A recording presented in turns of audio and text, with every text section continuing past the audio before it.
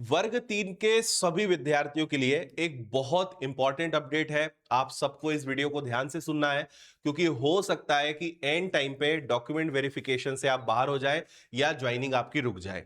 अभी जब आपको पता है कि जो अभी चयन परीक्षा हुई है 2025 में, जो अक्टूबर में हुई थी, उसको ध्यान में रखते हुए कुछ ऑप्शन सिलेक्ट करने में कुछ स्टूडेंट के साथ गलती हुई है।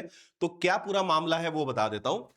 आप जब ईएसबी की वेबसाइट पे जाओगे तो यहां पे आपको दिख जाएगा online form for court case primary school teacher selection test 2025 notice.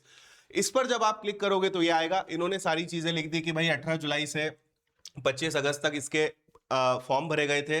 9 अक्टूबर से आपकी 2025 में इसकी परीक्षा शुरू हुई थी और 13 अक्टूबर तक वो परीक्षा आपकी चली थी। अब इसमें जानने लायक बात क्या है वो ये कि डीएलएड अगर आपका स्पेशल एजुकेशन में है और उसके बावजूद आप अगर यहां पे पढ़ते हो कि दिव्यांग अभ्यर्थियों को अध्यापन हेतु प्रारंभिक शिक्षा में डिप्लोमा उपलब्ध है, तो ही विकल्प में हां करना है।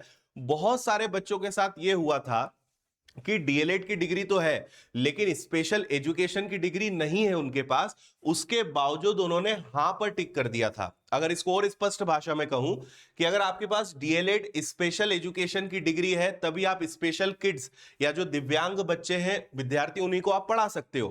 पर कई बच्चों के पास वो डिग्री नहीं थी, उसके बावजूद भी उन्होंने हां पे टिक कर दिया है। तो अब ये पोर्टल ओपन किया गया है, तो आप ईएसबी की वेबसाइट पे जाइए।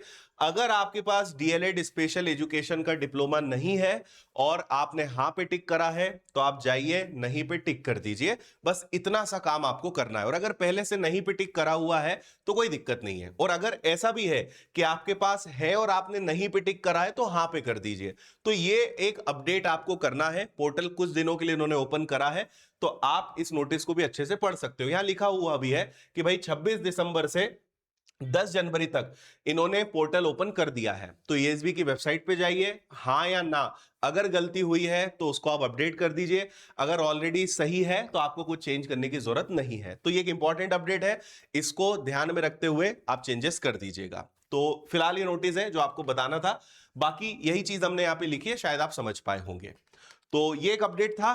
बाकी और कोई इंपॉर्टेंट अपडेट आता है तो आप तक मैं पहुंचाऊंगा। Thank you. जय हिंद।